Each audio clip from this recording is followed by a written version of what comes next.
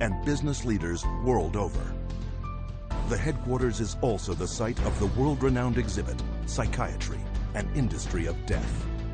Centered around 14 documentary films, this state-of-the-art exhibition presents the history of psychiatry, from its origins, where the mentally ill were caged like animals, to the present-day mass drugging of society as the cure for invented mental disorders.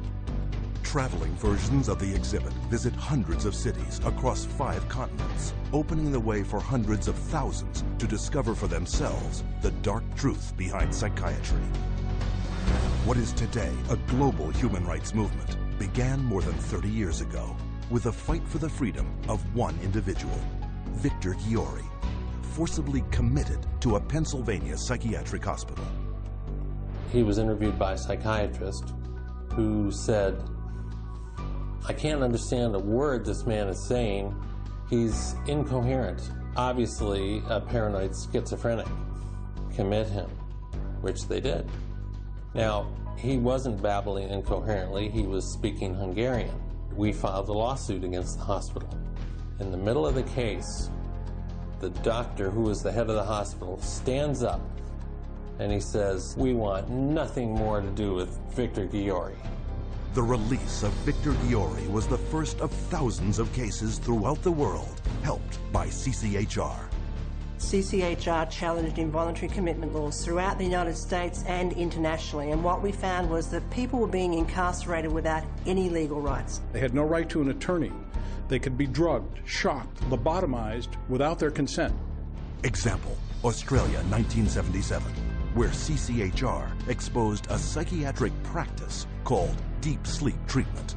Patients were being knocked unconscious with a cocktail of barbiturates and other psychiatric drugs, and they were being subjected to electroshock treatment daily, sometimes twice daily, without their knowledge. Deep sleep treatment had led to 48 deaths. It was CCHR that investigated it, exposed it, and fought for over a decade until deep sleep treatment was banned.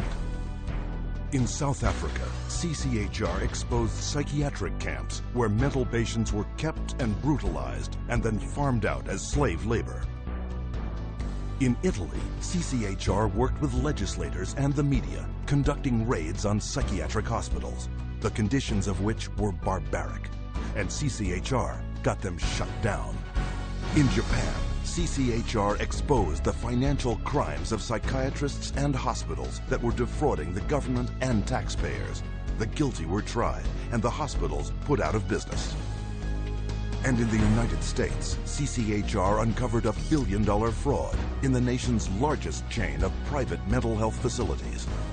600 federal agents conducted raids across 20 states. Dozens of prosecutions ensued, millions in fines imposed, and the entire chain of corrupt hospitals was bankrupted and permanently closed. And behind every public warning you see today about psychiatric drugs is CCHR. CCHR has documented the side effects of these drugs, has taken evidence to the FDA, has gone to Congress, has obtained congressional hearings. It took 13 years before the FDA finally admitted that those drugs can cause suicide and issued black box warnings. We got 9 state laws passed. Following that, it was the introduction of the Child Medication Safety Act in 2004. In the last 3 years alone, there have been more than 50 international drug regulatory agency warnings exposing the dangers of psychiatric drugs. History has told us every workable method that could be used to help people who are seriously disturbed, who do need some sort of treatment, has been suppressed and smashed by the vested interests of psychiatry and the pharmaceutical industry. The public's largely been getting their information from the industry that benefits on putting them on psychiatric drugs. It's an advertising campaign. It's not science, it's marketing. CCHR is causing things to change by being champions for a growing number of well-intentioned people who are risking their professional careers to speak up against the abuses of psychiatry.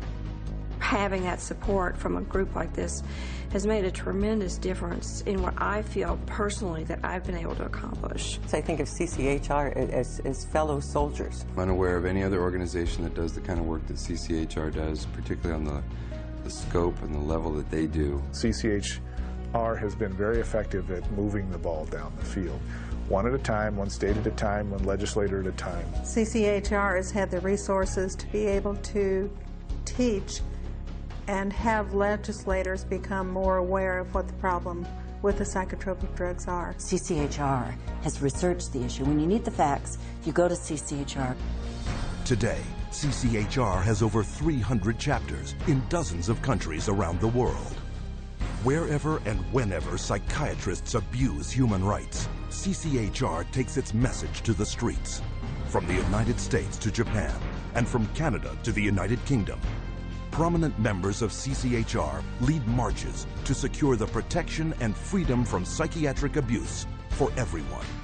It's essential that CCHR does their job and gets the support to do their job, because the extent to which they do, the whole vehicle that's out of control about psychiatry gets to be contained and gets to be eliminated.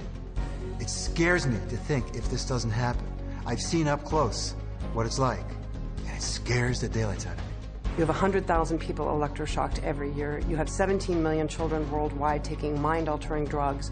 You have people being involuntarily committed every 75 seconds, and it's all under the guise of mental health. The only way that you are going to get humane treatment into the mental health system is to take psychiatry and the vested interests out of the picture.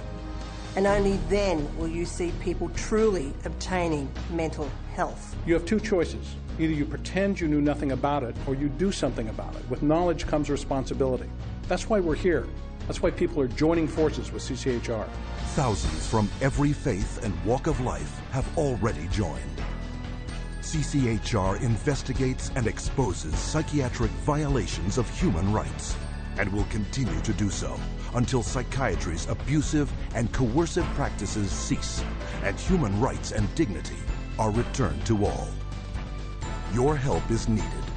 Join us in the fight.